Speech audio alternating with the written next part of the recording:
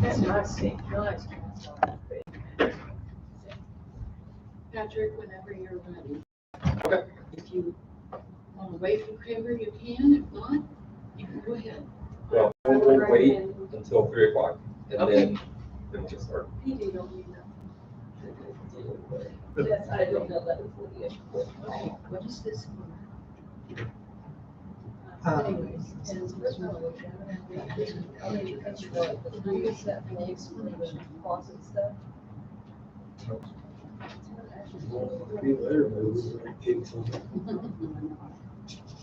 That sounds like there's something not in here. No, no. That's what I had the conversation. I had to put this final shirt on. Well, the three of them will look for your. Good afternoon, guys. It is 3 o'clock. 69.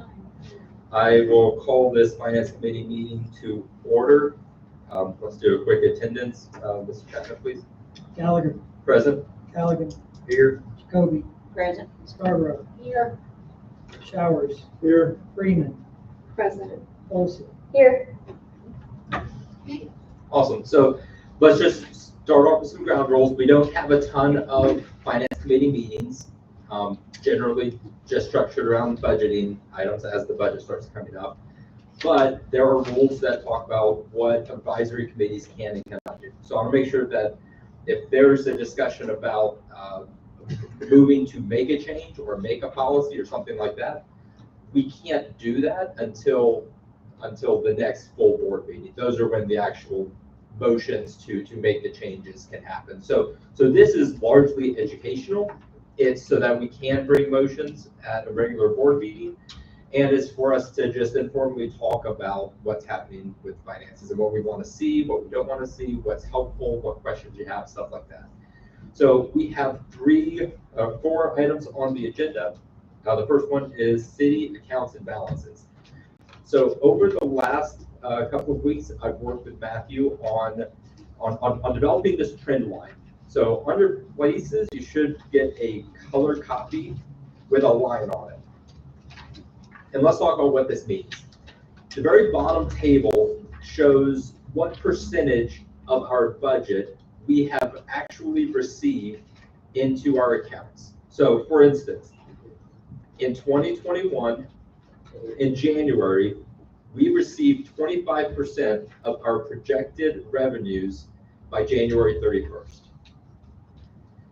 And then when you look at February of 2021, we increased by 11%. We went from 25% to 36%. And so this describes how Pleasant Valley makes the money, how it receives it in any given year. What Matthew's done is he's taken the last 4 available years, 21, 22, 23, and 24, averaged them together by month. And so you'll see at the very bottom row, 21 to 24 average, when you take 25 and 22 and 20 and 23, it averages out to 23%.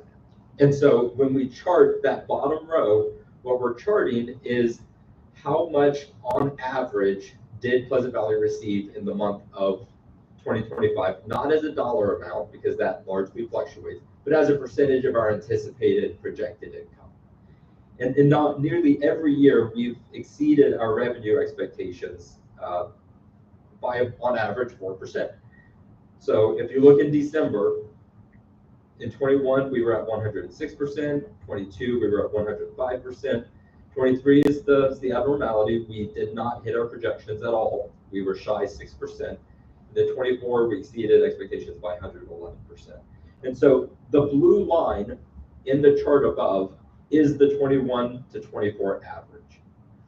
Our orange line is where we're at currently with our this year's revenues. And that is described in the table that is in between the chart and that lower table. So 19% was received of our total budgeted amount. Our total budgeted is $2.7 million. We brought in $540,000 in the month of January, which brings us below glide slope, below our anticipated or our average running from 21 to 24. The average of the prior 4 years, we were at 23%. This year, we were at 19%.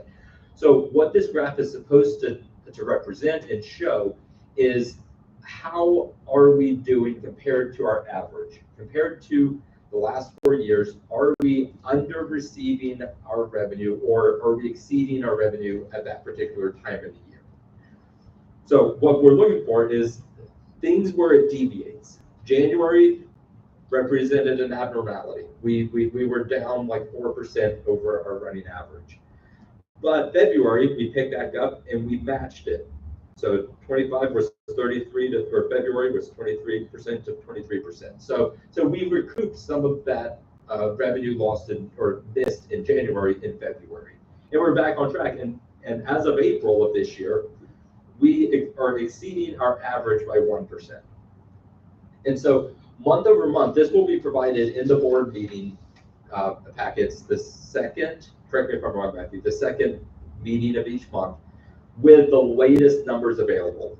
So the second meeting in May had the April numbers. The second meeting in June will have the May numbers.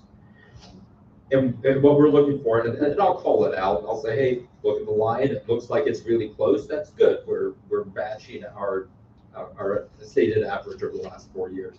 When we start to see deviations, we'll start providing explanations for it. Hey, we missed because of X, Y, Z, or we are over because we realized additional income that we weren't expecting. Something like that will help give aldermen a better visual, a better point of reference and frame of reference for how the city is doing financially.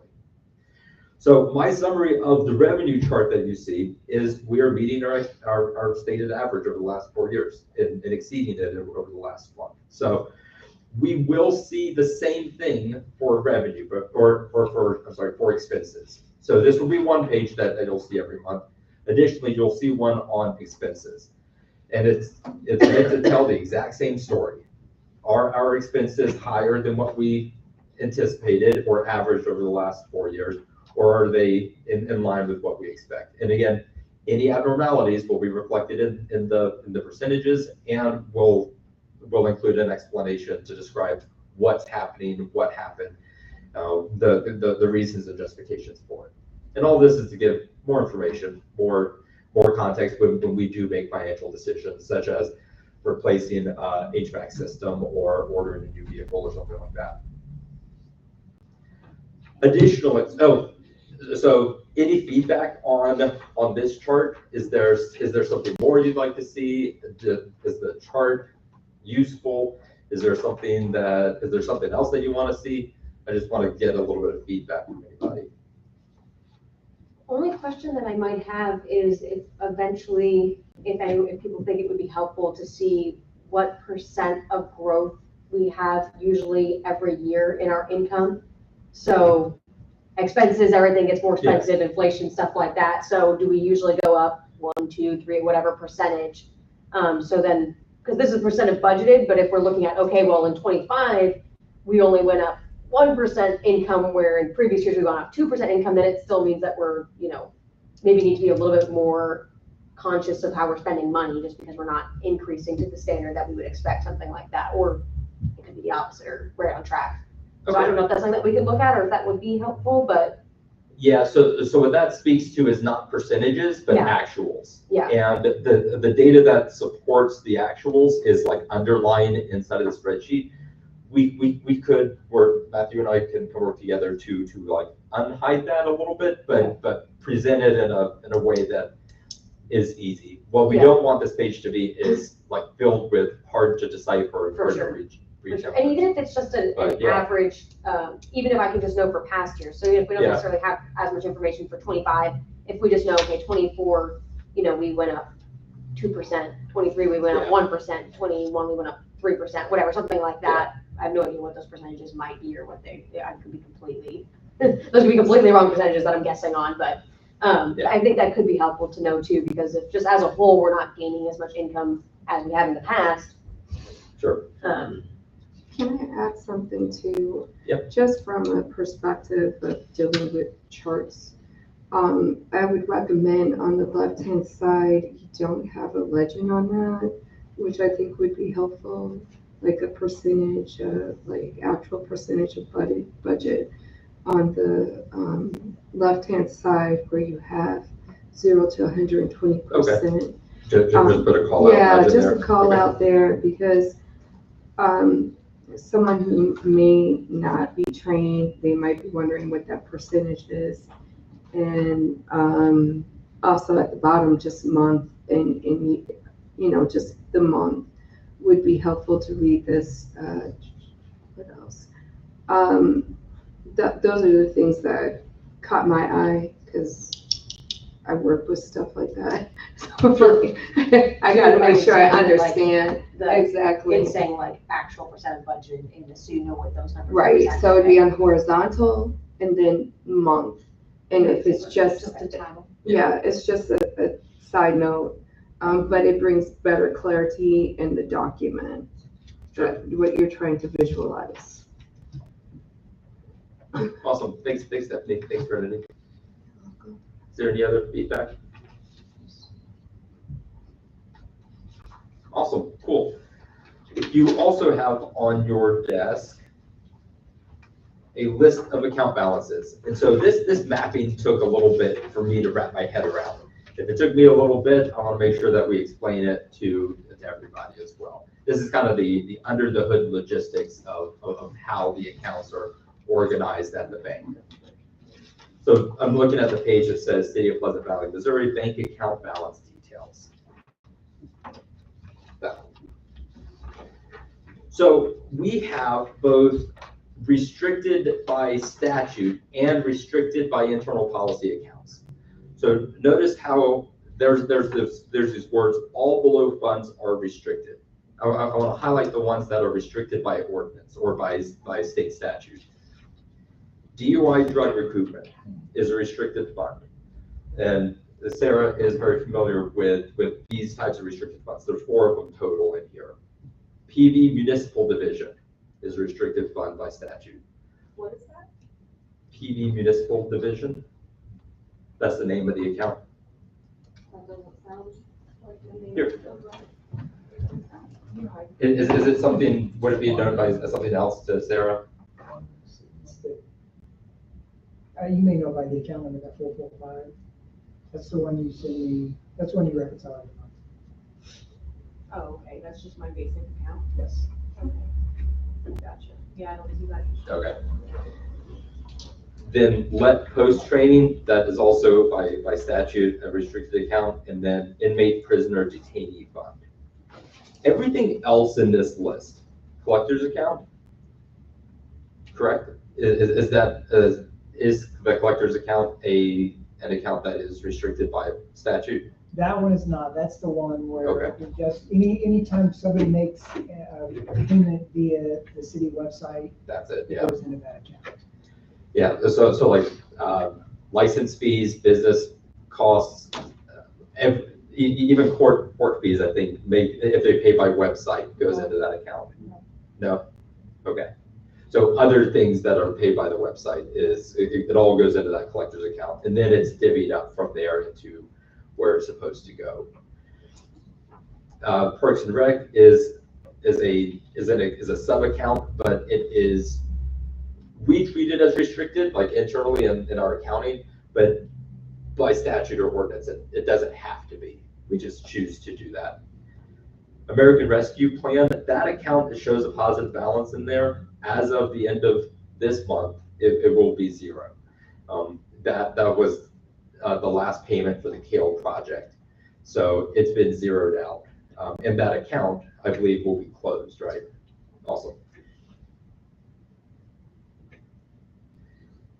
And then Road and Street, of course, our Public Works Director utilizes that.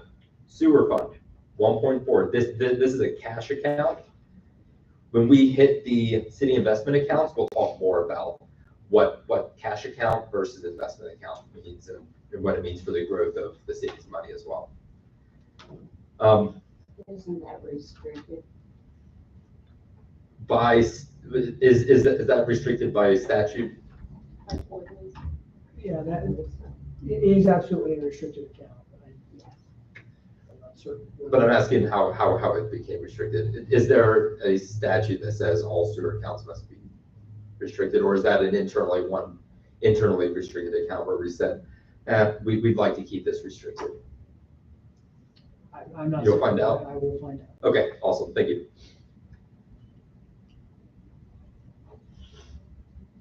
So we'll talk about sewer when we talk about city investment accounts. Capital improvement funds. So that one is $1.3 million right now. That is funded through our general revenue, and its expenditures are for items that are above a certain dollar amount or have an expected lifespan. Things like vehicles, buildings, even servers. So computer equipment that is expected to last 3 to 5 years. Those are paid for out of the capital improvement fund. Not all of the account or amounts held in that fund are to be used or dispersed in that particular year. So that 1.3, we're not expected to spend $1.3 million in this year. So when we get to the investment account, we'll talk about one of the proposals that is being made to provide additional growth in that account. And then TIP plan number 1, that one again is kind of a separate account off on the side. Most of that is related to the R&L project, the development costs required for developing that land. So everything with an account number, those are dedicated accounts for that specific purpose. The ones that don't, so road and street, sewer, capital improvement fund, those are all, those monies, those balances, 680,000, 1.4 million, 505, I'm sorry, not 505, remember that one. And then the 1.3, those amounts are commingled with general operating fund unrestricted, that very top account, the 835,000. So what that means is if you add all those numbers up, 835, 680, 1.4 million, and 1.3 million, that gets you to the total balance of that account. And then inside of our accounting software, we know how much is dedicated to that thing versus that thing versus that thing. And so that's how we get the 835 and unrestricted and stuff like that. Does anyone have any questions about that so far? So are all of those in one bank account, those 4? Yes. Okay. It's in the bank account that ends in 35. Yes. Okay. And then the 835,000 is just what percent of it basically is unrestricted. Okay, makes sense. Yep. Okay, I think that's a natural segue into city investment accounts. So we're still on that same page. Funds held at central investments, 505,000. So when you look at the sewer fund is split into 2. The 1.4 million up above, that is a cash account that accrues interest at a rate of 0.2% APR. Our funds held at central investments, those are it's a single investment account that has multiple holdings within it. So inside of that one account, there are 3 different certificates of deposit that are held within it. And they make sure to cap the total value of each of those investments at no more than $250,000. That's the limit of FDIC insurance. And if one of the banks that we had in the investment with were to fail, then we would lose in excess of what's covered. And so in order to maintain the safety of the investments, we capped it. So one of them is $250,000 exactly. Another one is $229,000. And then the last one is like $26,000? Yeah. $26,000. And then what happens is each of those has a rate of return of between 3 and 4.5%. So over the life of the CD, it will generate interest income, and then that interest income is put into the smallest bank account within that investment account. So that $26,000, that will continue to grow from it itself as an investment and the interest and, how was that? I can't remember the name of the word. Any revenue that's generated from the other certificates of deposit gets put into that account and re-rolled, and additional CD is bought with that one. Those CDs can range in lifespan with different rates of return on each one. So some are 3 months, some could be 6 months, some could be 9 months, some could be 12 months.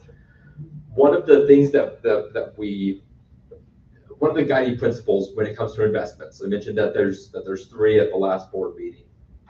Safety of the funds. All of the funds that are available, or all of the investment opportunities within central bank's investment portfolio, is what the state and what other financial accountants would agree are safe investments. They are treasuries and they are not bonds, CDs. Those 2 investment vehicles are industry recognized as safe vehicles for investment. So we've hit the first statutory requirement of keeping public funds safe.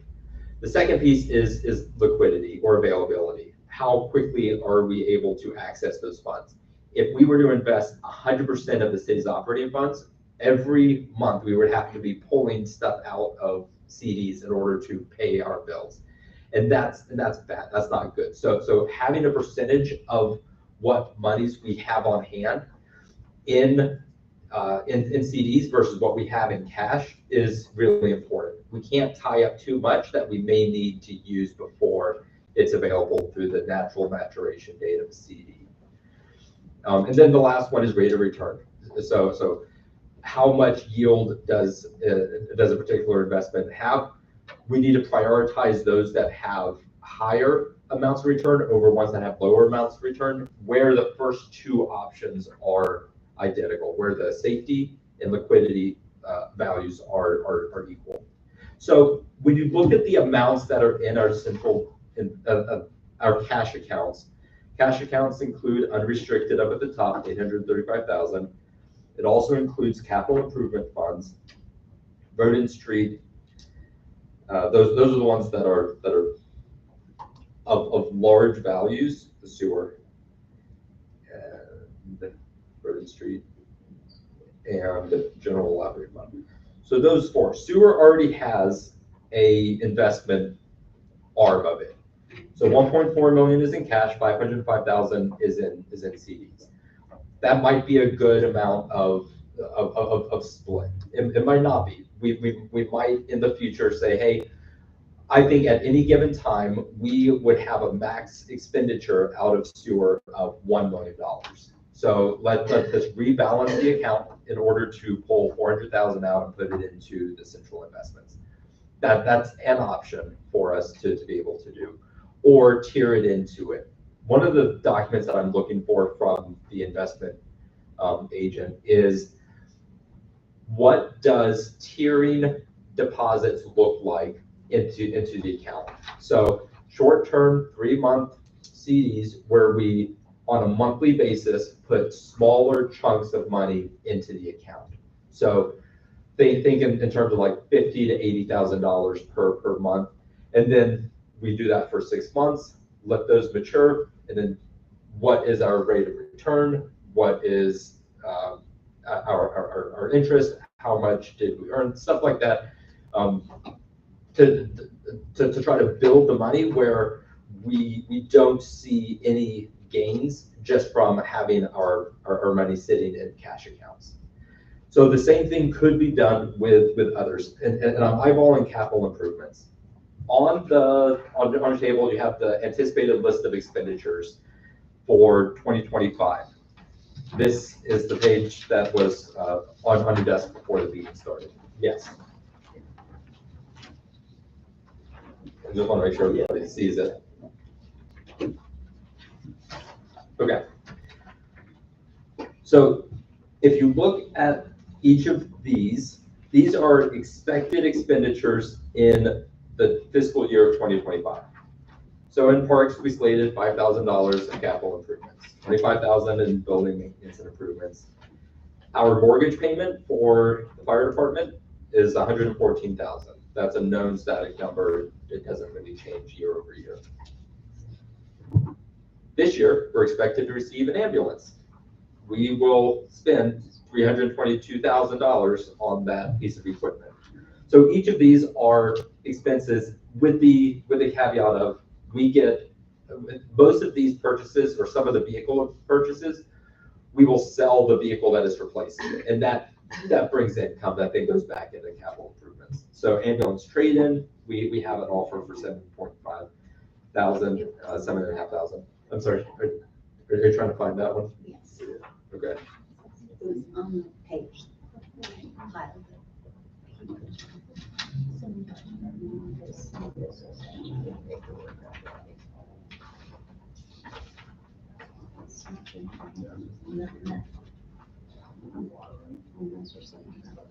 It was sitting on the desk when we came. Yeah, it was right here.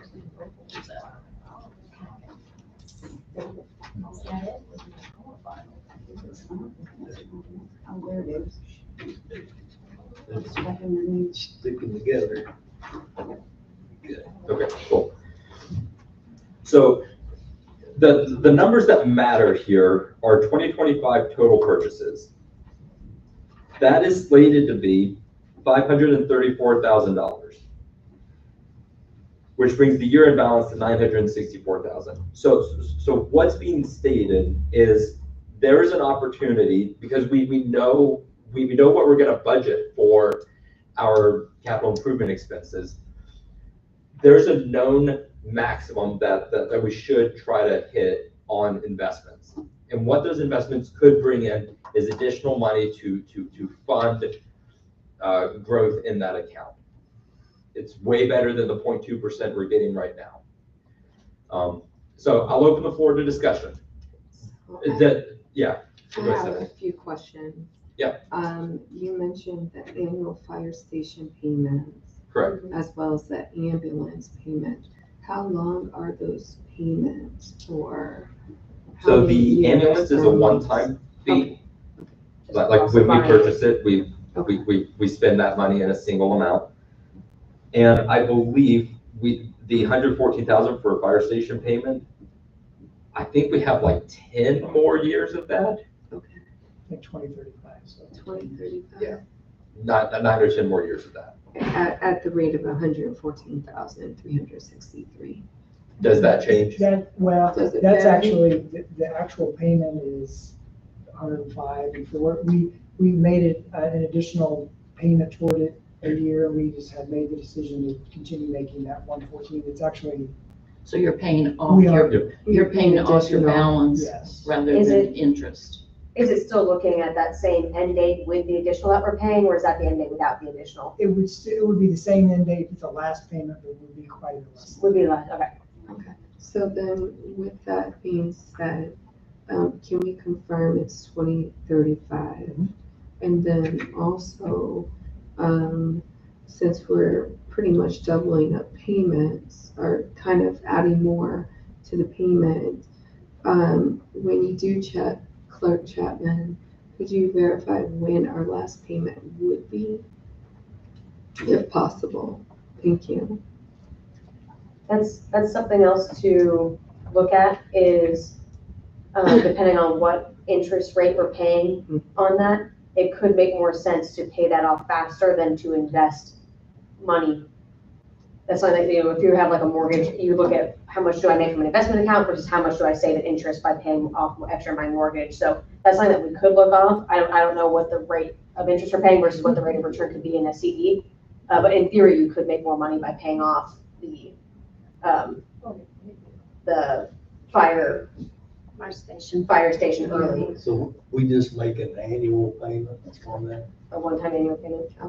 And one of the things that's possible is if we set aside a known static amount per year, let's just say, so our year-end balance is $936,000. If we were to invest $200,000, let's just say $200,000 in a year, so that it matures on or before December. Mhm. If it's at that 3%. All right,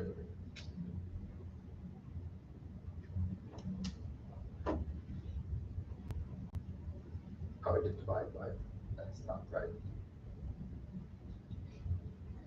That's $6,000. So any yield, any gains in that money could be rolled into the payment. an additional payment. So when we start looking at how much did an investment yield, we then start determining, okay, where do we want that money to go? Do we want to keep it in the account to grow over the next year? Or is the city better served by making an additional payment, an additional principal payment to the fire department or for the fire station building? Does that make sense? Yeah, so if I'm understanding Yeah. correctly, if we look at all of our accounts, and if we do, you mentioned a 3-month, 6-month type of tier, and apply it, have the interest for a year, if it comes like, I got $7,000, for example, we could apply it to the ambulance, or the annual fire station payment. So Sure. it would be additional payment, almost close to 10,000. Yeah. So, Or if we know that there's a larger dollar amount that, say, Public Works needs, hey, they need a piece of equipment for $5,000, then we could pay it with the interest that is Yeah. being generated from it, and not rely on revenue. Like that's an option to help offset the costs of revenue. So any Yeah. money that we would invest off of this page. Yeah. Is not restricted to anything. It's just general. Is that correct? I don't know. Matthew, I cover would, that. I would say yes, because what, the money that's here is what we would potentially be spending on capital purchase items. But those, whatever restrictions are on it are restrictions that were put on it by this group. Okay. Internal restrictions. So then interest made on the money from capital improvements could go to general fund, is what you're saying, Yes. rather than having to keep it in capital. But the same could not be said about something like sewer. So if Yes. sewer is a statutory, the interest generated from that would have to Would stay stay in in sewer. sewer. Which is why the differentiation between statutorily restricted and self-restricted is important. so the example, a couple of weeks ago, we had our Public Works representative talking about he may need to get additional air conditioners. So that could be like a way to subsidize if we have an emergency, if I'm understanding what you're proposing. Or what we can do with our finances. It could be, and we could say, hey, 50% of our interest gained is dedicated to staying in the next year's budget for emergency usage.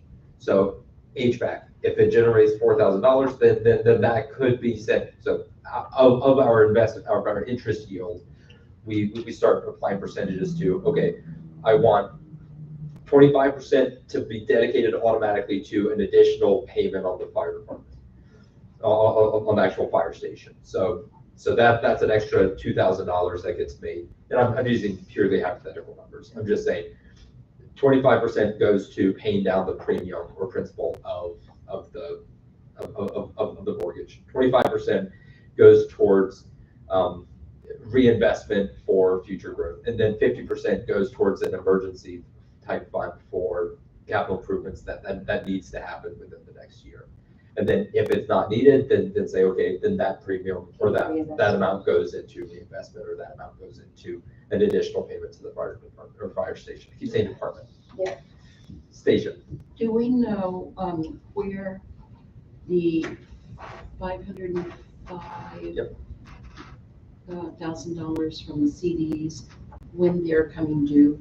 Yes, Correctly. we do. Okay, and can you talk to that right Yes. now? I'm going to go off my memory.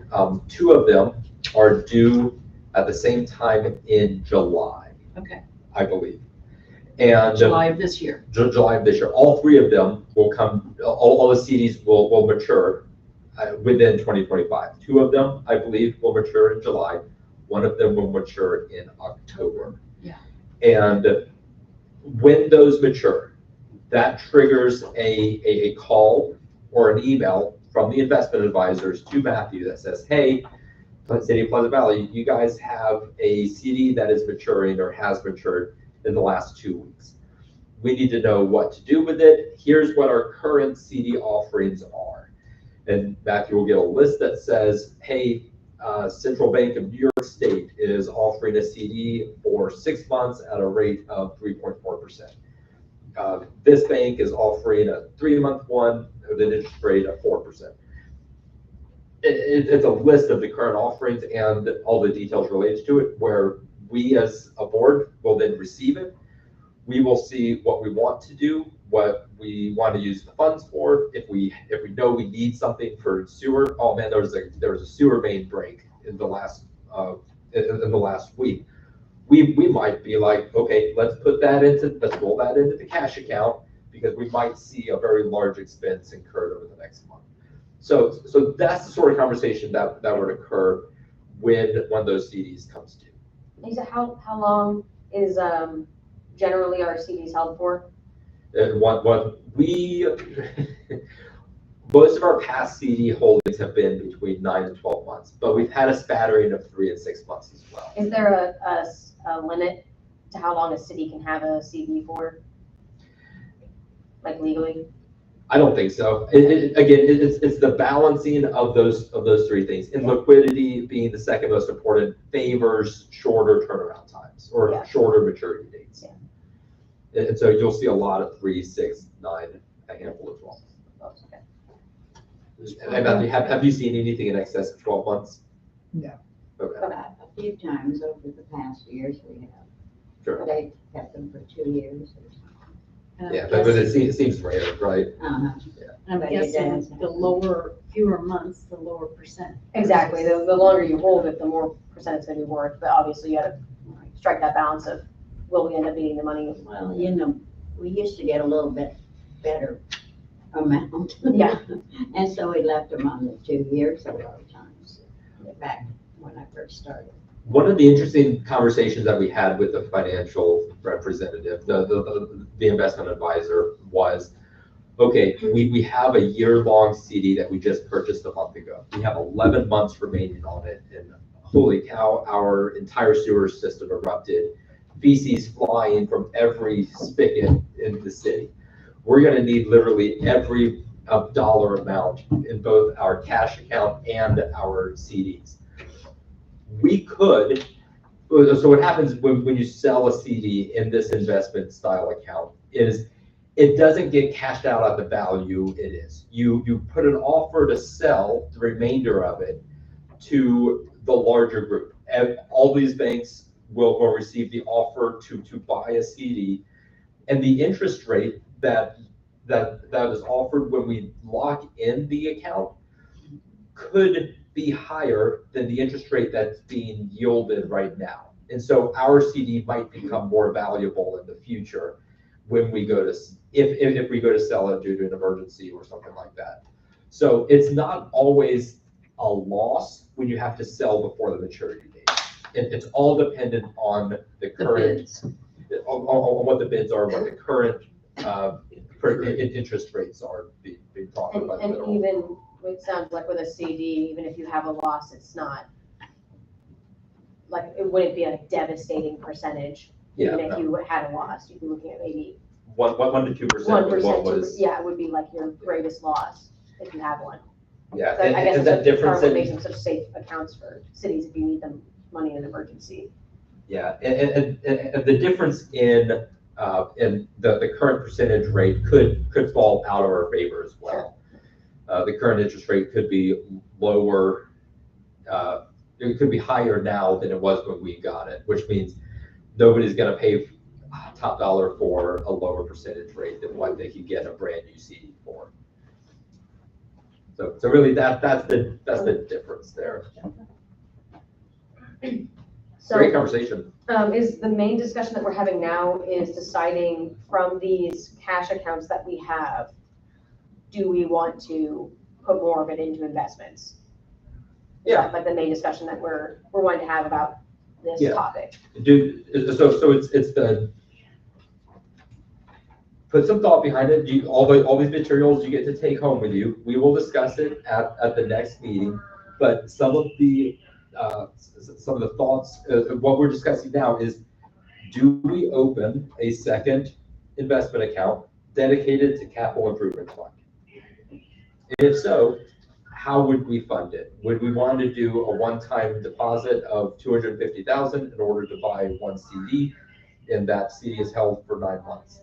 And then the proceeds of that, we can estimate that. We know the percentage rate. We know the time to maturity. That could fund XYZ. So yes, that's really the decision we're trying to make, is which funds are we allowed to open investment accounts on in order to do, and which ones do we want, and what's our investment strategy going to be? And the ones that we have the option to do that for, as far as them just being not restricted by statute, would be road and street, sewer, and capital improvements. Are the ones that we Yes. could look at, moving some of them into investment. And honestly, where they have an amount of money that would matter. You see, Yeah. like Parks and Rec has Yeah. $280. There's Yeah, not there's- gonna be really any value in investing that Yeah. sort of money. Okay. So, yeah, Yeah, but on this sheet you have, we're gonna put $5,000 in. I think that's what. Well, I don't think that gets put into But that we account. It's how can't much do we- that unless we put somebody on the board on Parks and Recreation, because that's a state thing, that they demand to have somebody from the board on that committee. So I think, the $5,000 for parks and capital improvements is just An expense. yeah, and I don't even know if that, is that even like a guaranteed, or is that just a budgeted if we have, so if there's something that comes up in the parks, we need to add in a new swing, we need to replace a slide, then we have 5,000. And they It's not- have their money put in there, but they can't, the city cannot put money into an account without somebody on that board. Well, I don't think money would need to get put into that account. It would just get paid out of capital improvements, wouldn't it? hey Matthew, do you understand what she's asking or saying? What Miss Linda is saying? I don't know that I do, is it specifically that 5,000 that was budgeted Right. for parking expense? Yes, from the city, because the city cannot just give away money unless there's somebody on the board as a committee person on that. As a parks committee person. So let me just make sure we repeat what we're saying. You're talking about that $5,000 on this account. You're saying if that does get realized, if we spent it before April, it would be perfectly fine because Mary was still an No, alderman. well, but we didn't. But so there's that if it's not, if that 5,000 was not spent before April, We'll see. and we don't have a current sitting alderman as a member of the Parks Board, then our ability to actually spend $5,000 on a parks related thing is restricted. Is that what you're saying? It's that we just can't give it away. We can't give money to these things. They have to have some reason for it. And so they demand that we put somebody off the board, which, I mean, I think Stephanie would be great for that, but. I think maybe that's something we can take a note of and do some research on it, and then we can talk about it. Wouldn't mind looking that up, Matthew, because I do believe that's the way it works. Because the 5,000 was budgeted for 25. Right, we had 280 left, so I guess that, Well, it didn't can they, just stay where it's at. didn't they just buy something? Didn't they just get the The tetherball. tetherball? The tetherball, I don't know. Yeah. But that, I'm not sure. Did that come out of capital improvements? Or did that come out of, The I'm parks. not sure what I was. okay. quoting to. And the last thing I knew came out of parks was the luncheon. It's something for us to, we want to make sure our expenditures, if we realize them, are made in a legal manner. Agreed. Cool. Any other questions about these 2 pages? Okay.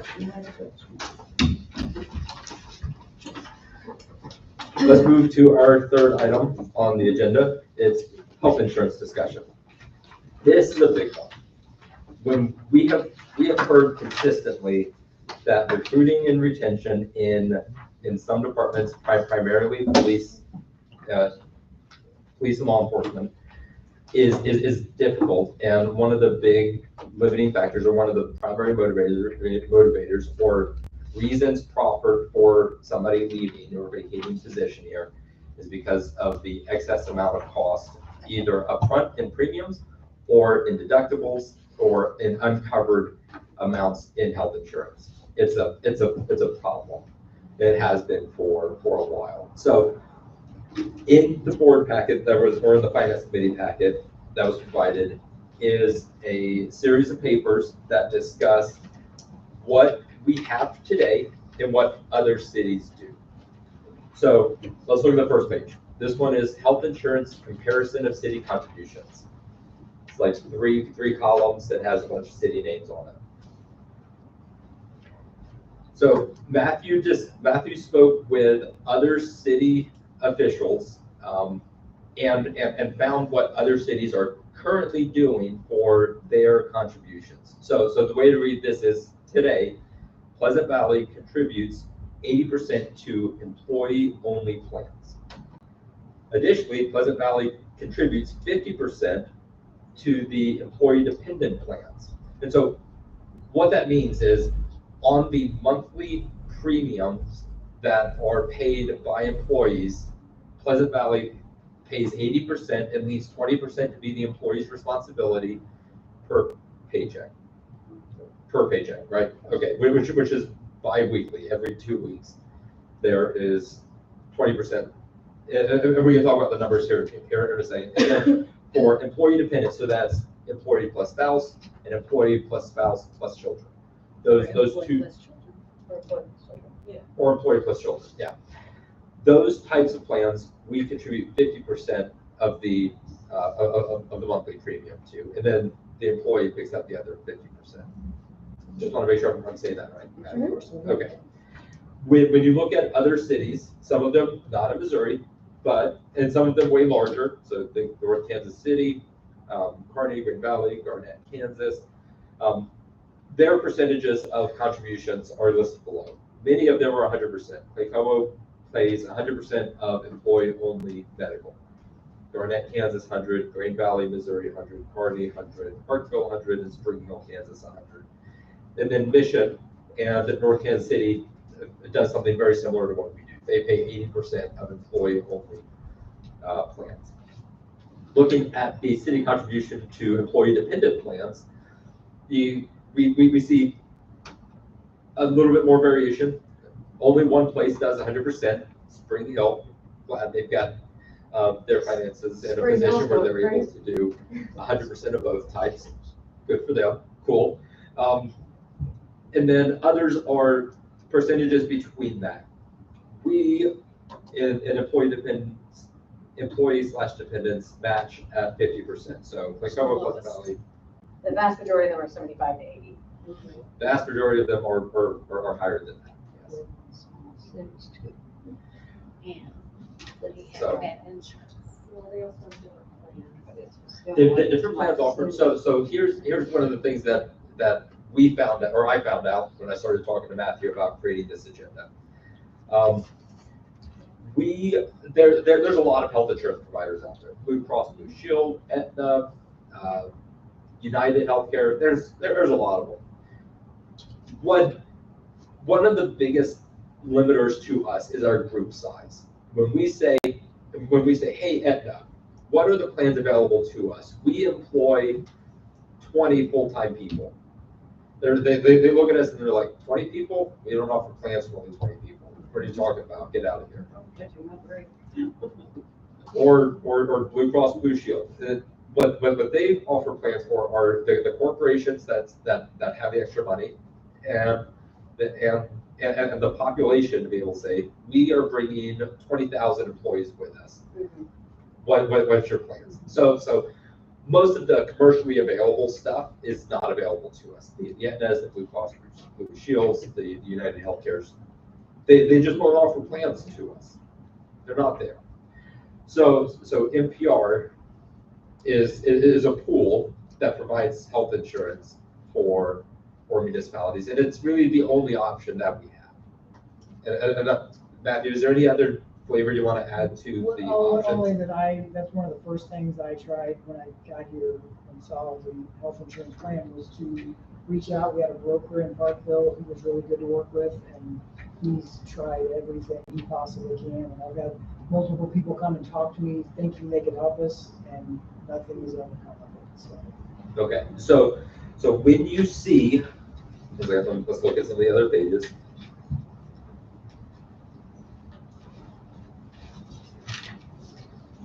When you look at the page that is vertical, and it says NPR 25-26 plan year.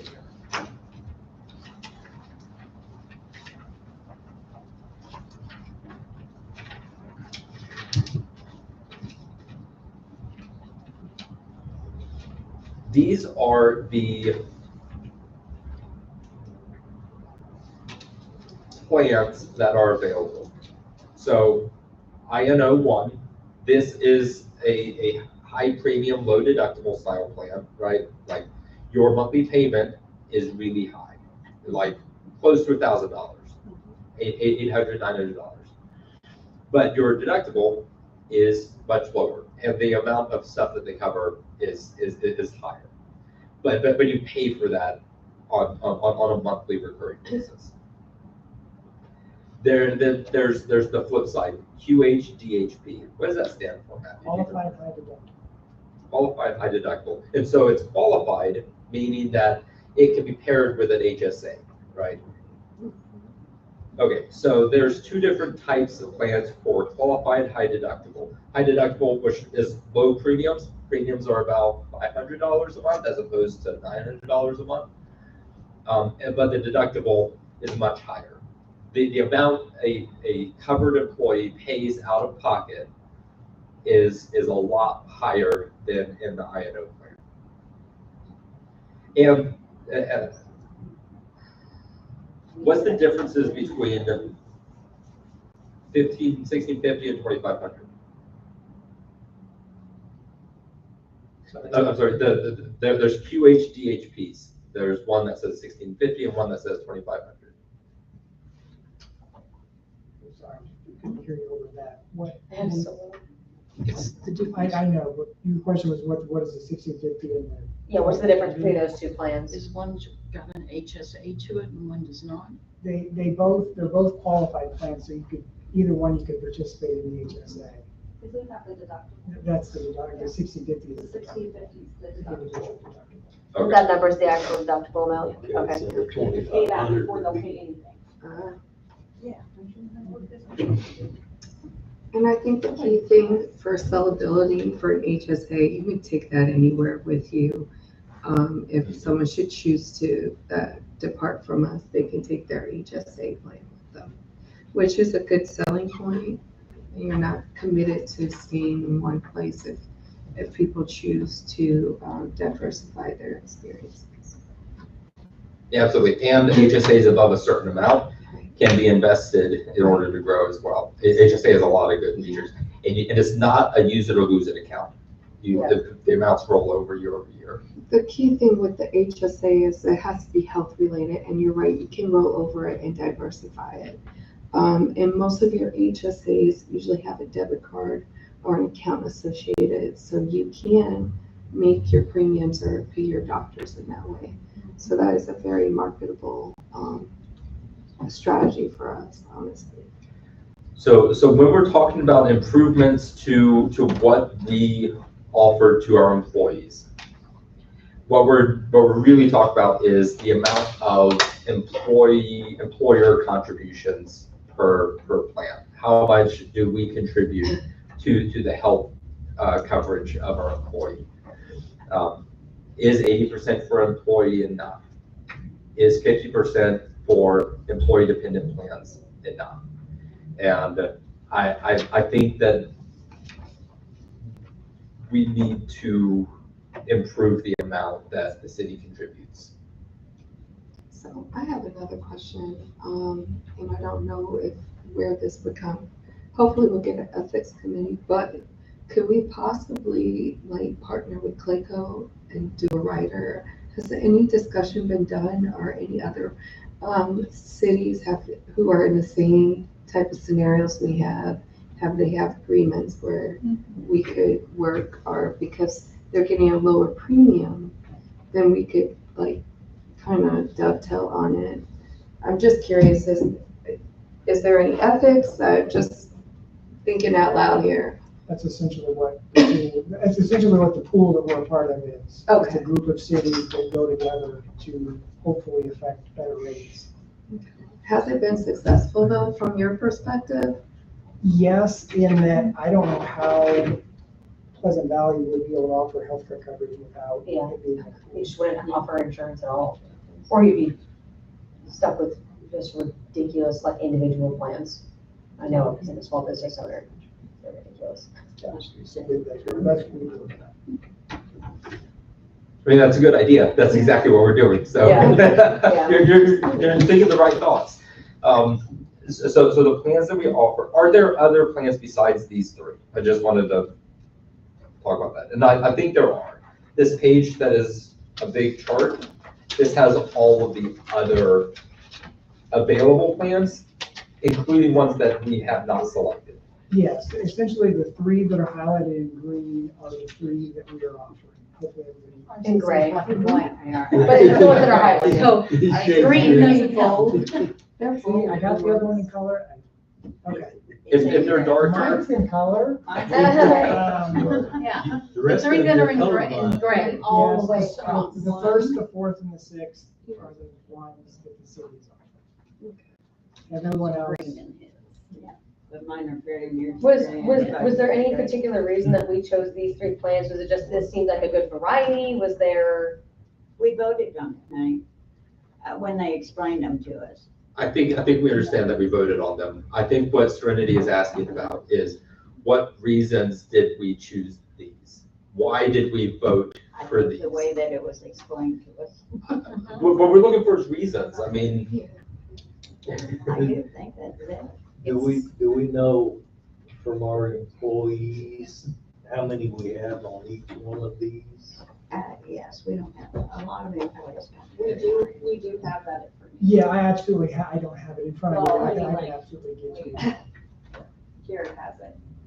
Who has it? Jared has it. Jared has it. Yeah. 'cause Okay. it- Do you know off the top of your head? Like any guess, like have you, just from talking with him, like, or which plan is most popular between the employees? No plan. I Well- think it would be in our best interest to get the spreadsheet We and have- not, Yeah, like a think, spreadsheet, and it shows the amount the city would pay based on the difference on percentages. Okay. and what would be nice, and I don't know, it would be nice if we could put a survey of those that are employed with Pleasant Valley, what their perspective is and what, since, for example, we have volunteer firefighters. What are they looking for? For example, everybody, but getting a sense of what type of insurance are they carrying in addition to what we're offering? I'd be curious if that's going on too. So let me just throw this out there. Okay. The types of employees that we offer health insurance to currently are only full-time and salaried people. If they are part-time, if they are volunteer, they're not eligible for our city's health insurance. Is that a correct statement? Health insurance, yes. Yeah. Which is obviously the biggest expense. We talk about dental and vision, which are offered to less than full-time, but it's a drop in the bucket compared to health insurance. Okay. So then let me rephrase it. Yeah. Let's have an evaluation, a brief survey. I can put one together just to get a sense of what people are, what they like about their health insurance, what they would want in their health insurance. so. A way to hear directly from the Yes. employees. Yeah, And it could be absolutely. anonymous, I mean, but, And there could be some kind of, I think it'd be a good chart of how much they make mhm, anonymously. Yeah. With how much this is costing. They pay. exactly. Yeah, percentage of, Making sense? percentage of their check, how much of it's going. Yeah, 'cause I've heard that 50% like- or. Them doing the family, it's eating up Oh, yeah. Yeah. significant amounts of We their could check. probably add that to our spreadsheet, their wage. Okay, so then we just really need a survey of what their plan is they're currently on. I'm writing it out, I'll type it up and create one. What they would like to see. Well, everybody would like to see 100% and 100%. Obviously. Of course, but I mean, we have to meet them halfway somewhere and meet our budget as well. Yeah, I'm wondering if there's a different way that we could phrase a survey, because Mayor Flippin makes a good point that everyone's gonna say they would like to see, just 100% coverage. So maybe if we say, if we could offer higher coverage for dependents or higher coverage for employee, which would you prefer? You know, would you can prefer, put those type of you know what I mean? things I in there. We think that can might be a create better that. question than just like, what, because otherwise we're just gonna be like, okay. Say it again. I think a good question could probably be, if we could increase coverage for dependents or increase coverage for employee only, what would their preference be? Or if it's a combination of the two, if we went up 10% on both, or would it make more sense to leave employee only at 80, but then the dependents to 80 as well or something, you know, like, would that be more beneficial for people? All right, this is what I'll do. I'll draft up probably about 4 or 5 questions because we don't need 10, 20, 30 minutes. And then I'll send it out via Clerk Chapman and we can get feedback from there and wordsmith it so we can get this out in a timely fashion. I'm saying about 5 questions, and if someone wants to put a comment, they can do that. And then we could create a report so people can at least understand what's going on and the expectation of our employees. As something that we've looked at, have we already looked at what it would cost to just increase the amount that we cover for both columns? Yeah, I think we have. We do have that. We have those, like that, yeah. because if we have those numbers, that could give us a good baseline for what we want to ask in the survey. Because if we just like, we literally don't have the money to cover 100% for both, but let's say we could afford to do one versus the other, then that makes sense for that to be a question. Well, I think we talked earlier that you can do CDs, mix and match. Maybe we could allocate the funds to ensure that we have high quality healthcare to recruit people. So that's something we might need to consider as well. Yeah, absolutely. We actually had a little bit of a discussion on that as we left the bank for meeting with them. It's like, if we could increase the number of CD holdings that we have and that interest, if they mature frequently enough, that we could use those dividends or those interest payments to offset the insurance costs. So from That's good. what we see is as a top-down perspective. We see what's the total amount that we pay, what's the total amount that the city will have to pay if we offer 85%. One of the views that Stephanie's trying to get to, and what Mayor Flippin mentioned, is that bottom-up view. I get paid, my paycheck has $2,000 on it, $500 goes to taxes, and $1,400 goes to health insurance, and I have $100 of discretionary income. But like that's like, I want that view rather than just the top down view. So. So I also think, from the perspective of an employee, if they have an opportunity to express this, they feel like they're a part of the process and not being told what they're going to get. That's exactly where I'm coming from.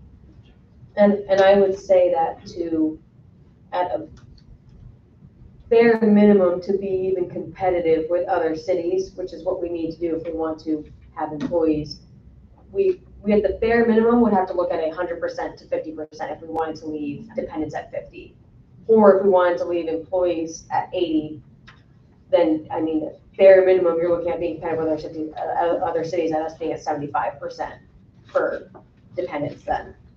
Do we also, along the same vein of what options we could use for percentages of contribution, is also contributions to an employee's HSA account. Do we make an annual deposit? $50 a month for employees that participate in HSA. Sorry, excuse me. Is that wrong? It's So, $50 a check? I have UPS. Why do you think I'm still here? $50 a check? I don't know.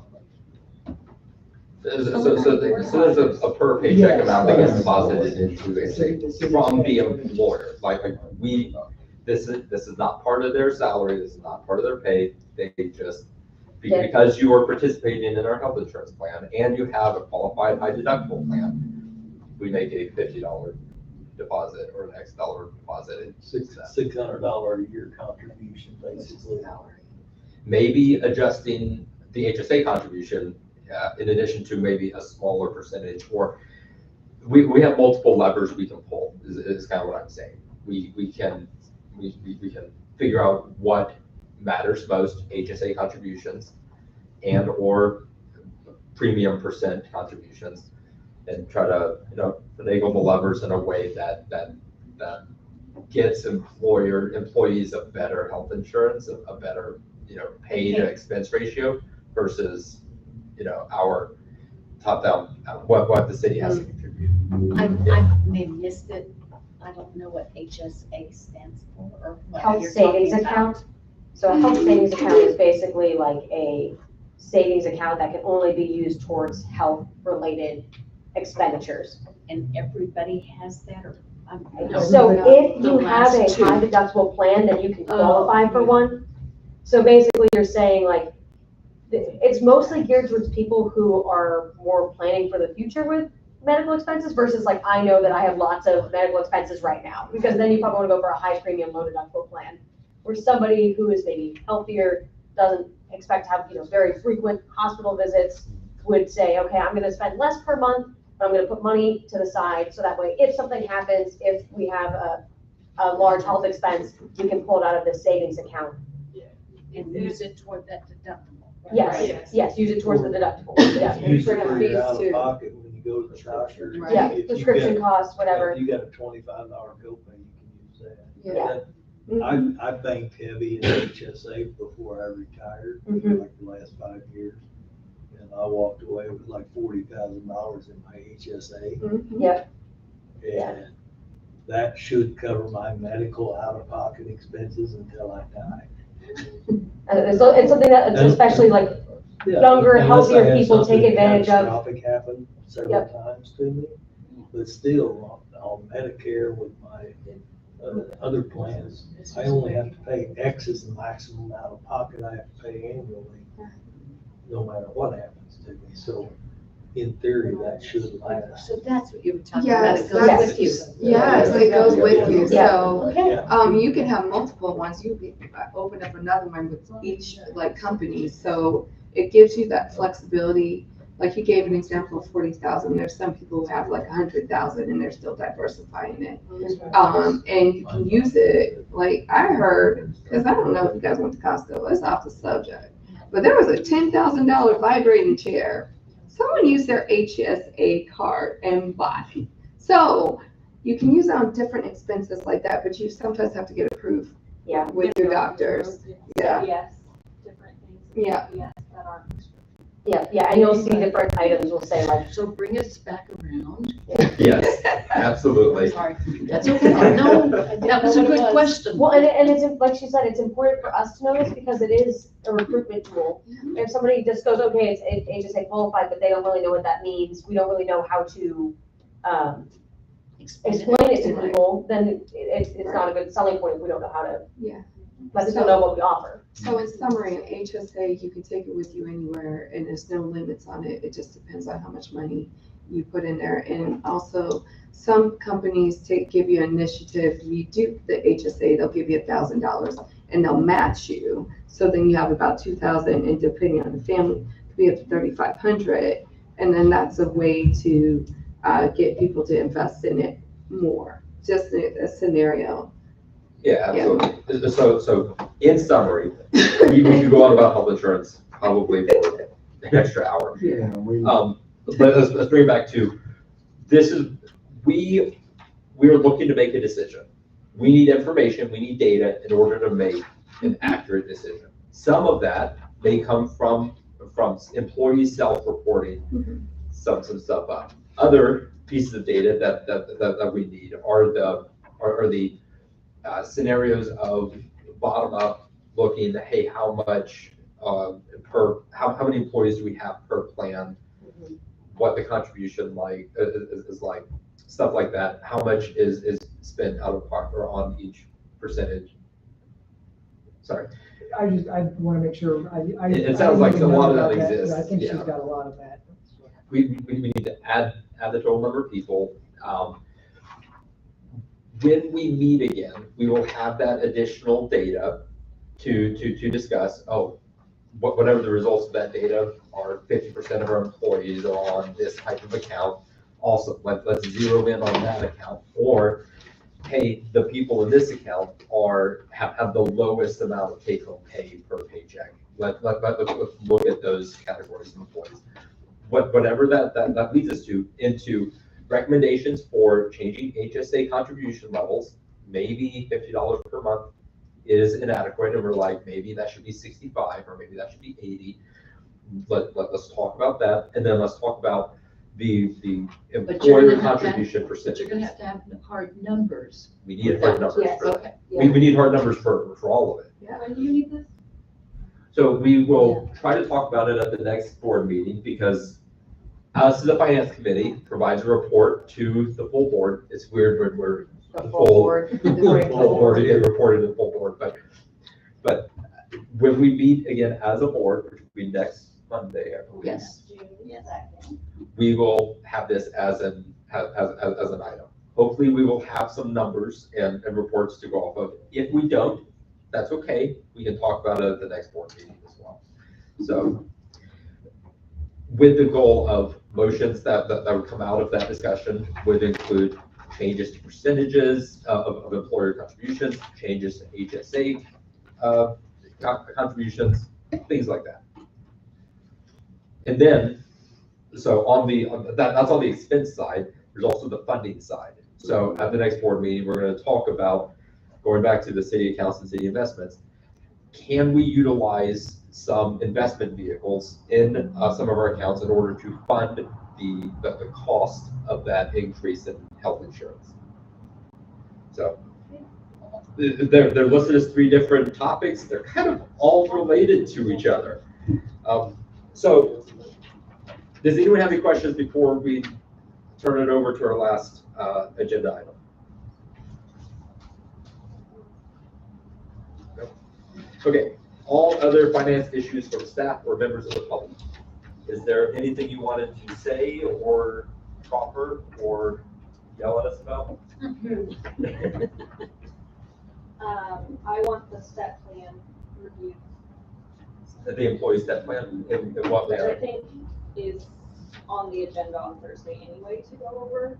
Okay. So we've talked about it a few times. The most recent step plan I have still has the city administrator, so that's on there. Yeah, I know, it's spiteful. And then when the prior city administrator made the step plan, we disagreed on the city staff versus the court staff. So they agreed on putting me at the same rate as the assistant city clerk. So that I just want review. If you're planning on being at the personnel committee where that will be discussed. Okay, awesome. So can we have, so the step plan was changed, but that would be what, from 24 to 25? To add what, the city administrator? Well, and with your compensation specifically? No, it was changed. It's been changed so often. Okay. When we did the study, Okay. Okay, and their recommendations didn't meet Georgia's recommendations, so the board went with Georgia's recommendations. And then we threw out all the recommendations and then changed it again. Are we able to see what the other recommendations were? Like, is that something that we could have provided on Thursday at the You personnel talking about committee? recommendations from the consultant? Yeah, Yeah, Yeah. when we sat down with the consultant, I'm just, I'm gonna try to be more clear here on what I'm looking for. So if all I have is the current step plan, it doesn't give me a lot of information about what it used to be and what we want it to be. So any information that I can have, Historical. yeah, so information. maybe what the previous step plan was, or what was the official recommendation, what the step plan should have been. I think we all started at like $10 an hour, so I don't know. I'll look. Okay, yeah, that's the only thing I'm wondering, because if I only have We the current disagree. thing, I don't have a lot of like information to work off of. And even if it's just you guys giving your input, that's helpful too, just from what, you think would be good, what you think would be bad. Might be able to help. Say that again, Debbie. I said hard cold numbers. Yeah. Help. Always. That was BC, it's cold. It is freezing. Feels It's- fantastic No, in here. no, it's cold. I moved that it feels fantastic in here. It's not even on. Is it Right. on? Awesome. Okay. No, it's not. Anything else from the people in the audience? No? Awesome. You're the only other person here. So, yeah, we'll do the motion to adjourn. I motion to adjourn. Second. Stephanie's ready. Pat, Matthew, good can you job. pull the people? Gallagher, Yes. Gallagher, Sure. Kobe, Yes. Scarborough, Yes. Showers, Yes. Freeman, Yes. Olson. Yes. so the only thing that I wrote down, is if they list their top concerns. Okay. Maybe ask them. I would try to draft it up right now. Yeah. But you have a different plan.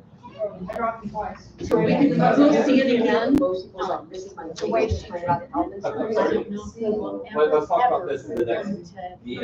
We're This is adjourned. Rick's son. He got an alternate. Yeah, be careful. It was Sunshine never also. did for the whole board. Georgia, I think they got a kickback with wherever they went with, as far as I'm concerned. Interesting. I'm going outside. I did not know that. Love y'all, bye y'all. Not happy. So what did you get? Really? I got excited by her feeling so well. You don't have You're upset with somebody, just let it. Thank you. Even. So, yeah, I don't know, he's And there not you go. very much.